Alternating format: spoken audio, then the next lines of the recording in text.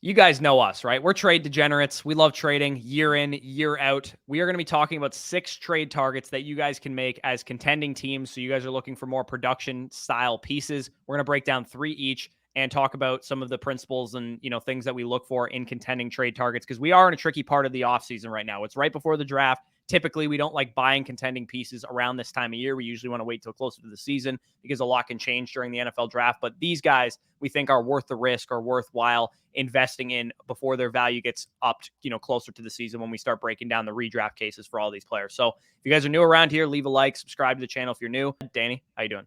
Doing well, doing well. And yeah, like you kind of said there, we don't usually advocate for buying players prior to August, especially if you're a contending piece. But right now, a lot of these guys can be had at an extreme discount that I do think it's worth the risk. I do think it's worth the risk in terms of acquiring them now, getting them at value before you have to pay a premium by the end of the offseason. So I'm ready to go. Let's just get right into this. Let's hit the intro.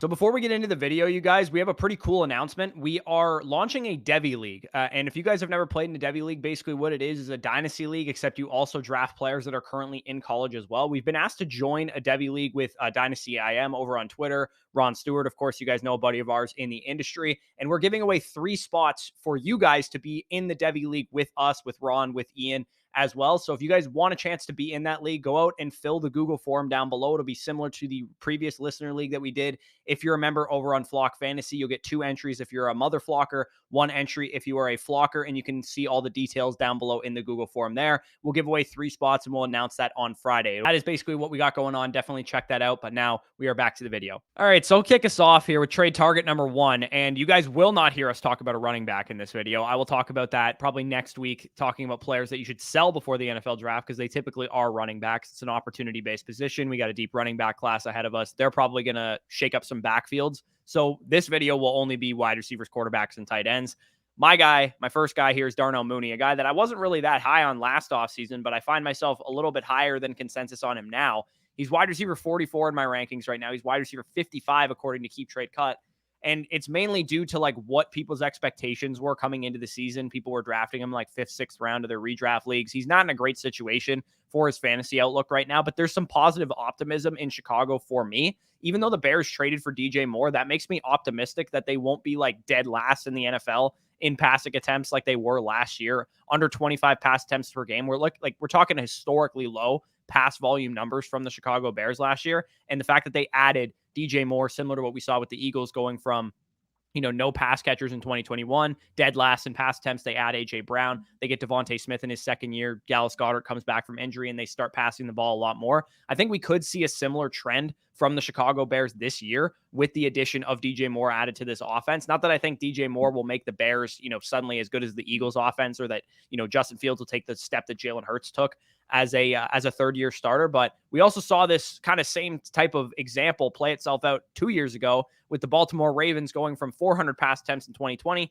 to 611 in 2021. And for the same reason, they added Rashad Bateman, they added Sammy Watkins to the team. They wanted to add pass catchers and pass the ball more. And if you recall, that year we saw a guy who had good underlying peripherals in Marquise Brown, 26% target share in 2020, have a breakout season with new volume, finished as a top 24 wide receiver in points per game. So for me, Darnell Mooney has a top 30 season in his range of outcomes, knowing that he went as a top 30 season as a second-year player just 2 years ago. He posted a 25% target share last year, even though the pass volume was low. His peripherals were pretty solid still, and he posted a 27% target share as a second-year wide receiver in 2021. This year, Fields can take a step. Mooney could be a very cheap flex play for contenders, and he's still just 25 years old, set to be a UFA after this season. So if things work out, he can get a big contract in free agency. If they don't, he might go to a better situation. I'm kind of buying into the talent with Darnell Mooney. I don't think he's ever going to have like a top 20 wide receiver in dynasty value kind of ceiling, but could he give you wide receiver 4 or 5 flex play for a deep league where you start 3 wide receivers and 3 flexes? I absolutely think that Keep Trade Cut has him too low right now.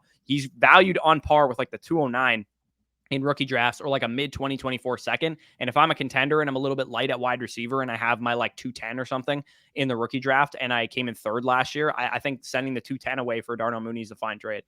Yeah, and it's funny because the next guy we're going to be talking about, Darnell Mooney kind of has that kind of shade where people are going to undervalue him. People are going to look at the size, but he could be a very steady, wide receiver 2 type. The only caveat I will add here is that there are some rumblings that the JSN to the Bears could happen in the NFL draft. 9th overall pick is about the range where JSN could be expected to go. So I would maybe say, wait until the NFL draft where you can maybe even get a cheaper price, because if the Bears do take JSN, everything you just said right now about Darnell Mooney being an extremely talented player, still going to be on the field in terms of 3 wide receiver sets on that team. Yeah, Chase Claypool is there, but Darnell Mooney is just the superior player.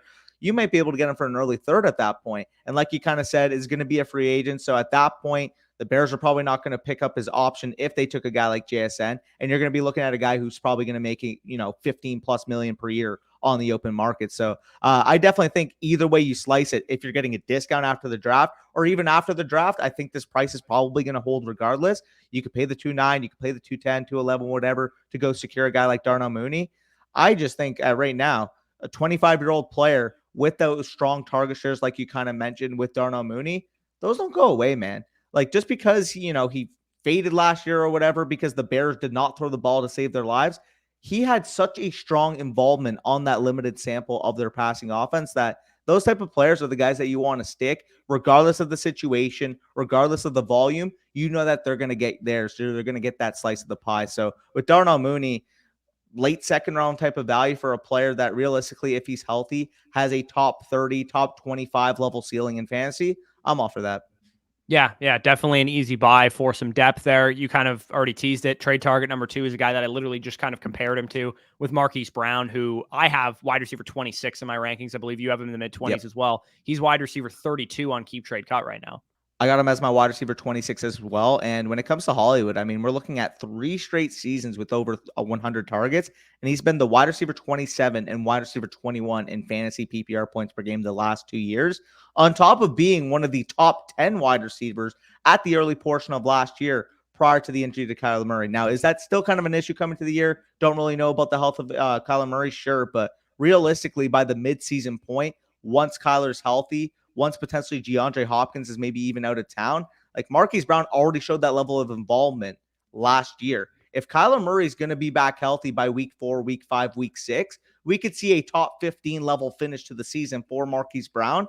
And at the current wide receiver 32 cost for players in his prime, young, talented player, guy who's posted 8+ targets in 9 out of 12 games last year, even with Colt McCoy playing, I'm just all for buying talented players that show that level of talent, that show that level of ceiling, even if it's in a limited sample size like it was last year. Like I kind of mentioned, Hopkins probably not even going to be on this team. So with Marquise Brown right now, you're getting him at his cheapest low point while Hopkins is assumed to be on the team. If Hopkins is traded tomorrow, I'm sure as hell going to tell you right now that wide receiver 32 price on Keep Trade Cut is not going to hold, which makes him such a fascinating buy. Because even right now at his floor, with Hopkins on the team, with Kyler Murray being hurt, he still proved he can be a top 30 level wide receiver. If he has things breaking his way from a situational standpoint, we could be looking at a top 20 level wide receiver that you got for half the price. Yeah, I mean, he's only 25 years old. He'll be a free agent after this year. He could go to a better situation if he has a great season this year on a bad team. He could have Caleb Williams as a starting quarterback if the team just sucks that much and he stays and retains with the Arizona Cardinals. So I don't think at any point you're looking at like a dead asset. I think you're getting a guy that has a number of different paths to return value from both a contending standpoint for production, which is why you guys are watching this video, and also long term, he's not going to be a guy that you go all in on and then he's terrible after that. I think he's a guy that should retain his value in a number of different avenues, like I kind of just outlined. So yeah, Marquise Brown, I think, is a great option there to go out and buy some wide receiver 4 or 5 production. Same goes for Darnell Mooney, like we said in the first one. Now let's get into some quarterbacks. Trade target number 3 for me is Kirk Cousins. He's quarterback 20 in my rankings right now. He's quarterback 24 according to Keep Trade Cut. There's no more like rock solid QB2 for a contender than I would rather buy right now. Like, he's such an obvious buy. If you guys are in a situation like I'm in, for example, where I was heading out of a rebuild into like a house money productive struggle to like a contender type of window, I had Justin Herbert as my main quarterback. I have the 102 this year. I intend to add Bryce Young. Kirk Cousins being my QB2 while Bryce Young develops makes total sense to me. 3 straight seasons in the top 12 in points per game. He's ranked as an asset that you can get for like a mid-2024 second right now. And the awesome thing for Cousins is because he's 34 years old, people don't really want him on their teams, right? If they're trying to rebuild, if they're trying to build out a long-term, thing, this time of year, nobody wants veterans on their team. You have a 3 in front of your age, nobody wants you on your team. You can get him for a late second and an early third, like I did from a team wanting to tear it down. Maybe you can't get him for quite this much of a discount, but even still, I think a mid second and a mid third would probably be good enough to get it done for most teams. He's one of those assets that's caught in limbo, right? You're probably not going to get a ton for him in trade. He's probably worth like a late first to a contender because you're going to get 2 to 3 seasons of like borderline top 12, top 15 type of production, but nobody's going to give you that in a trade. So you can get him for a little bit cheaper than that. He also has great weapons around him with Jefferson, Hawkinson, obviously coming over last year midseason. I expect them to add pieces on offense during the draft as well. They'll probably replace Dalvin Cook. They'll probably add a wide receiver 2-3 type. Maybe in the first round, they add an Addison or a Zay Flowers or something like that. Or even in the second round, they add like, some outside wide receiver, Cedric Tillman or Jonathan Mingo or something. I think they're in store to add some offense during the draft because they spent in free agency on defense with Byron Murphy and Marcus Davenport and guys like that. So I really like Kirk Cousins to be a guy that he's not going to get replaced in the draft too. I don't think they're going to trade up for Will Levis. I've seen that mocked in the NFL draft circles before, but I think Kirk Cousins is probably safe personally. He's probably safe, but if you want to wait until after the NFL draft, like you have no risk there. Regardless, no matter where Kirk Cousins plays, he's kind of shown that he's a top 15 level quarterback. Maybe he's not, a top 8 quarterback in the NFL, but top 15, high-end quarterback too. Obviously, if he stays in Minnesota, insulated to that talent over there, like you kind of said with Justin Jefferson, TJ Hawkinson, maybe they add, like you said, Addison, Quentin Johnson, maybe a wide receiver 2 type in the draft if they don't go up and trade for a quarterback. But overall, with that price tag, regardless, if Kirk Cousins is going to stay as a Viking, I think that's a steal. If Kirk Cousins were to be on the open market and sign $40 million somewhere, I think that would be a steal. I just think Kirk Cousins has kind of proven himself to league circles that regardless, he's going to be a starting quarterback somewhere. Yeah, unless he has some kind of like Matt Ryan fall off in the next 2 years, I don't anticipate him probably being a dead asset anytime soon. So a guy that we kind of disagree on a little bit, trade target number 4, also a quarterback, guy who had a breakout season this past year, Geno Smith, comeback player of the year, quarterback 23 in your rankings, I believe, quarterback 26 on Keep Trade Cut. Yeah, 100%. 2022's quarterback 9 in terms of fantasy points per game. He just experienced a huge breakout type of campaign following the Seahawks trade of Russell Wilson. He led them to a playoff spot in what many expected to be a down year in Seattle. I mean, they're picking at 5th overall, not with their own pick, with the Denver Broncos pick. A lot of people coming into the year expected that the Seahawks' own pick would be in that top 5 range, but he led them to the playoffs, like you kind of said, won that comeback player of the year in the process, and he looked like a legitimate top 10 to 12 quarterback in the NFL in 2022. He was a top 10 quarterback in terms of EPA, expected points added, plus CPOE, completion percentage over expected composite.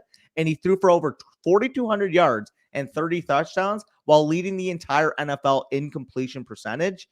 The level of play levied himself into a contract extension from Seattle. I know you're going to mention in a second that there's not really too much long-term commitment there. But in terms of the ceiling here, he could be making upwards of 3 years, $105 million with the Seattle Seahawks. I just think if he's able to see that second year, that's such a stable investment in a great situation. DK Metcalf, Tyler Lockett, Kenneth Walker in this offense, giving him the adequate playmaking from the weapons that you need for a fantasy quarterback that's not going to rush at an elite amount like Geno Smith to be able to succeed. So when it comes to Geno Smith, I think if he's healthy, he's going to give you a lock top 12 to 15 quarterback in fantasy. But like you're going to mention in a second, the only real volatility case here is whether someone is willing to bet on him repeating what he did in 2022. Is he's going to be able to levy that level of play he showed in 2022 in 2023 and earn that stable, potential reroll in free agency next year or potentially come back to Seattle? That is the biggest question mark right now. But for the price of 202, I'll take a potential back-end quarterback 1 and try to go out and win my championship. If that doesn't work out, cool. You took an upside chance on a position that can yield the most value accrual in fantasy. But if he does work out, you just picked up a perennial quarterback 2 for the price of a round 3 rookie running back. Upside case, in my opinion, far outweighs the downside risk in the scenario. Like I kind of said, I'd be willing to pay the 202, but maybe it doesn't even cost that much. Maybe a guy like Jordan Love right now, who's receiving a ton of hype despite not showing anything in the NFL, maybe you can flip Jordan Love in a 3 and get Geno Smith in a 2. You upgrade your pick. You're getting a quarterback who's just as likely, even more likely, in my opinion, to hit with Geno over Jordan Love. And like you said, getting that mid-second upgrade over the third is such a tremendous value, especially in what should be a deep 2024 class.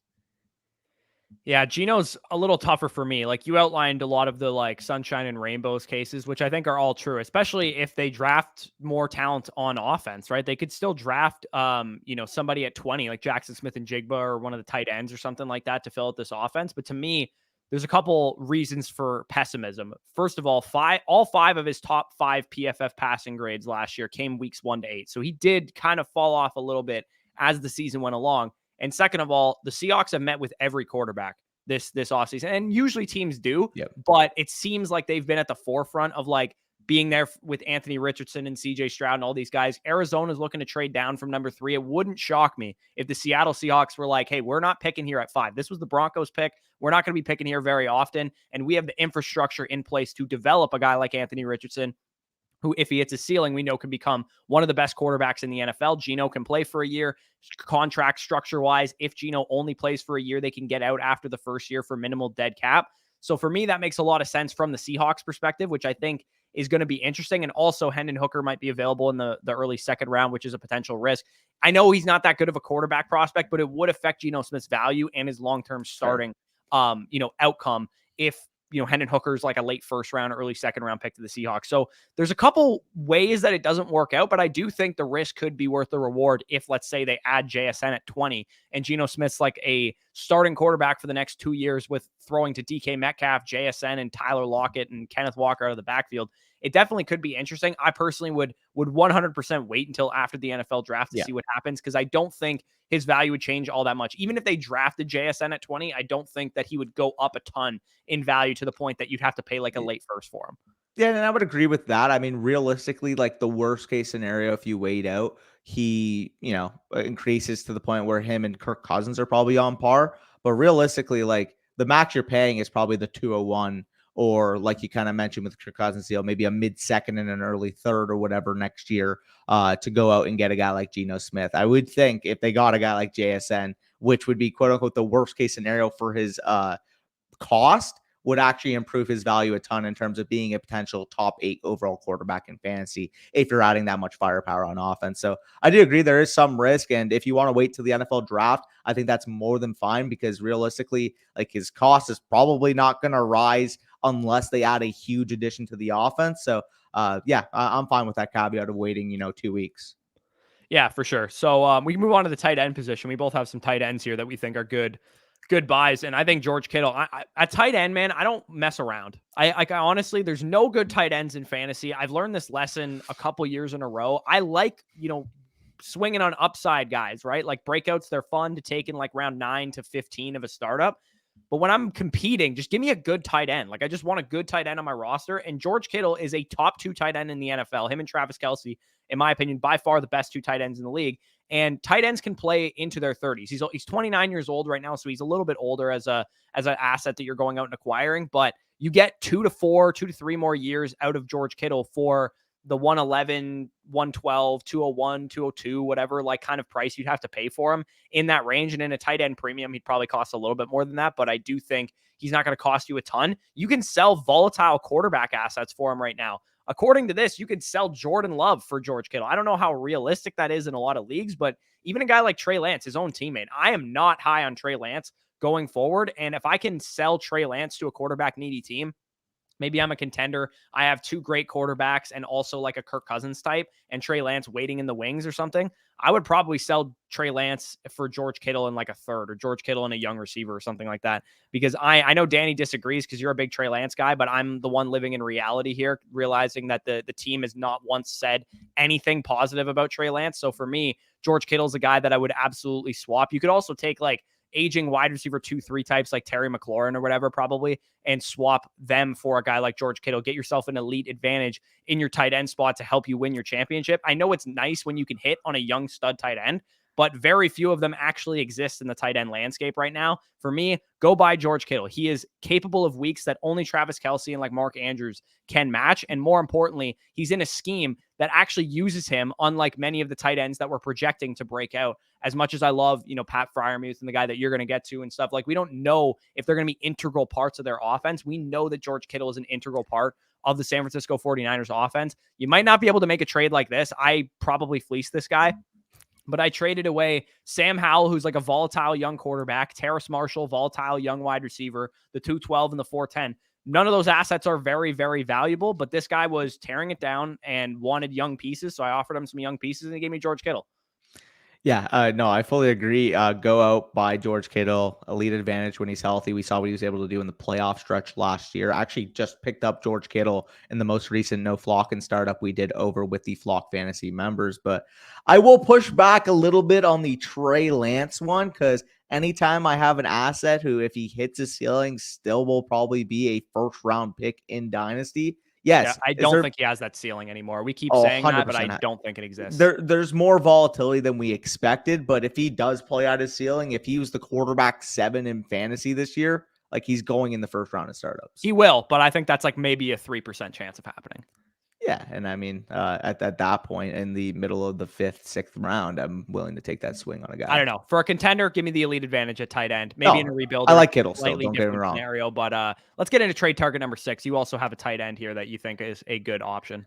Yeah, I mean, echoing you on the tight end front, David Njoku broke out in a big way in 2022, and now he's entering a full offseason to build that rapport with Deshaun Watson on an offense that should be much improved with him fully at the helm, fully getting comfortable in that system. He finishes the tight end 8 overall in PPR points per game in 2022, despite battling numerous injury issues, held him out of 3 contests, limited him in a few others. But when he was healthy, he saw top tier tight end 1 usage. Tight ends with a 17.5% target share and a 1.5 yards per route run in 2022. Travis Kelce, Mark Andrews, George Kittle, Dallas Goedert, TJ Hawkinson, Kyle Pitts, Pat Freiermuth, and David Njoku. David Njoku being the only one not priced inside the top 100 when it comes to Dynasty. In conjunction with already knowing that he's this elite athlete archetype, we saw that he can command top level tight end volume, like I kind of just mentioned. So projecting forward, Deshaun Watson, as we know, we have more of a sample of him being a real life elite NFL quarterback than we do of him playing, 6 games off of a suspension, not feeling comfortable in his system last year. So people might push back on this, but I think Deshaun Watson is going to be a top 10 quarterback once again in the NFL come this upcoming season. He's going to have that full offseason program. He's going to get back to spinning the ball consistently on the football field, getting those reps in on the football field with those Browns pass catchers. And if Deshaun Watson does show out to be himself this year, this offense has extreme potential to pop off. They average about 31.5 pass attempts per game in 2022, but only about 28.3 per game with Watson on the field.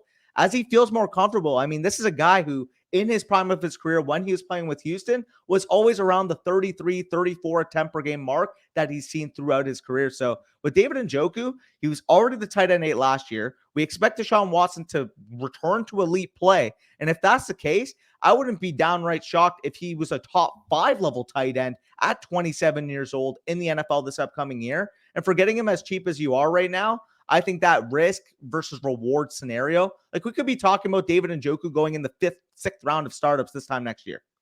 Yeah, I mean, if he has a top 5 season with his pedigree, with his contract attached to an elite quarterback, he could be like the tight end 2 or 3, depending on what the rookies do this time next year. Because, I mean, we saw ascension out of Dallas Goedert from like a similar perspective this past year, and he got injured and we didn't get to see the full season of it. But the same is true, even if David Njoku just stays healthy and Deshaun Watson plays the exact same. I still think that that David Njoku could be an option there that returns a lot of value. I'm not usually one to mess around at tight ends if I'm a contender, but I think David Njoku is probably one of the last guys that I'd be willing to go into the season with my main tight end for a contending roster. Here's the best part. The only cost that you would have to pay for David Njoku is about a mid-second round pick. Keep Trey Kirk currently has him valuated as about the 206. And if you're telling me right now I can pick up David Njoku, a young ascending athletic tight end, for the 206 and not have to go into the, the Kincaid, Darnell Washington, Sam Laporta range of the rookie tight ends this year, I would just rather get the option, especially as a contender, that I expect to be a dominant tight end 1.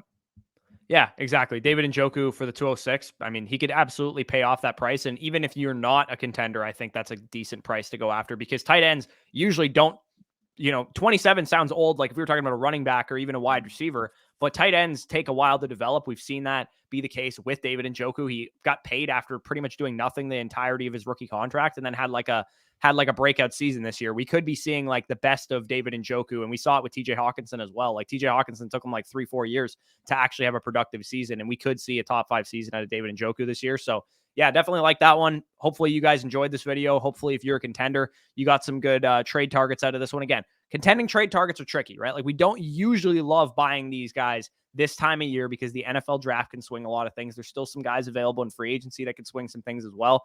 But these guys seem to be worth the risk where we're at right now. We'll come at you probably Thursday or Friday with the rebuilding trade targets. Those will be more, FSC classics, guys that we're investing in for value accumulation. But it's important to be able to know when to spot good contending trade targets if you're in a contending window as well. And some of these guys represent that. So if you can see at the bottom of the screen, if you want all of our dynasty rankings, all of our articles, exclusive videos, rookie rankings to get ready for your rookie drafts, sign up on flockfantasy.com. Use the promo code FSE or scan the QR code that you see on your screen right now for a 2-day free trial when you sign up and 30% off all packages. You can sign up monthly or you can sign up yearly, which is 6 months for free if you sign up for an annual package using the promo code FSE. There's a ton of value over there from us. There's a ton of value over there from Mason, Zach, and Badake, Pierre, and Chris over at Flock Fantasy, Fantasy Endgame, and Dynasty Land Fantasy Football. We have all teamed up to bring you guys this great site. We are really, really excited about it. So definitely go check it out. You can check it out for 2 days for free, like I said. So with that being said, peace out, and we'll talk to you soon.